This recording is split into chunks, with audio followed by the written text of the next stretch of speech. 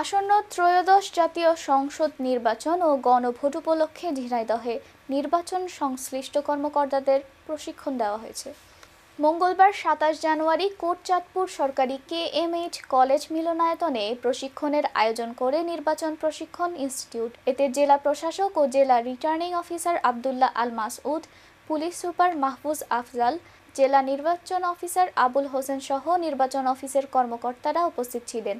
দিনব্যাপী এ প্রশিক্ষণে মহেশপুর উপজেলার ৮০৪ জন প্রিজাইডিং ও সহকারী প্রিজাইডিং অফিসার এবং পোলিং অফিসারকে ভোট গ্রহণের দিন দায়িত্ব পালন, আইন শৃঙ্খলা রক্ষা, ব্যালট ব্যবস্থাপনা ও নির্বাচন সংক্রান্ত বিধি বিধান সম্পর্কে বিস্তারিত প্রশিক্ষণ দেওয়া হয়।